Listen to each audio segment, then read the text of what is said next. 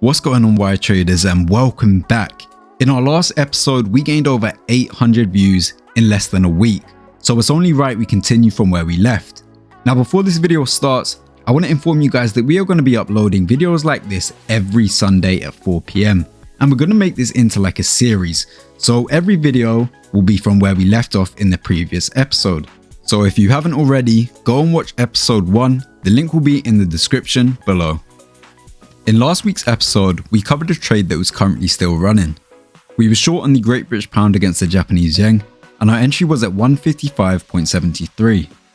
We told you guys that we're aiming for 153.30 as our target price, and then we claimed that once we touch 153.30, we will show signs of rejection towards that level of support and start rising towards 156.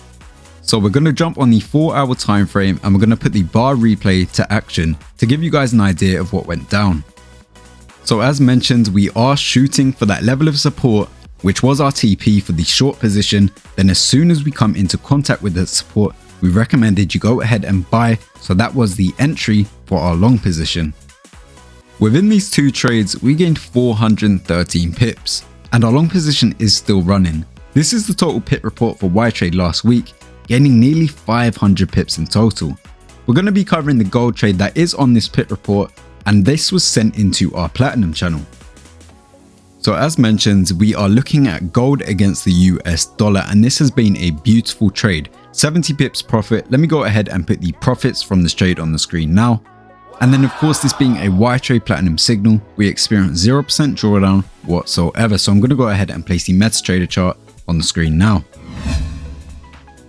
Now, why did we go ahead and sell gold against the US dollar? Now, that is a simple question to answer. Straight away, you can see we have this symmetrical triangle pattern going on, coming from the top, making its way down to the bottom, rejecting the bottom, and then making its way back up to the top. That is one reason to why we went ahead and sold.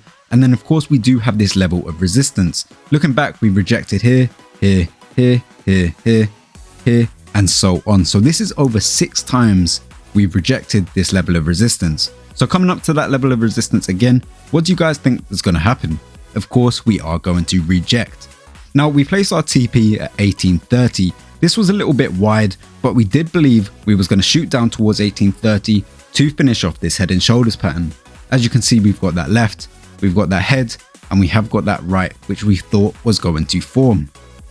That of course was not the case. We did actually reject towards this level of 1837, but we did shoot all the way down to around 1835, which was where we saw the highest amount of profit.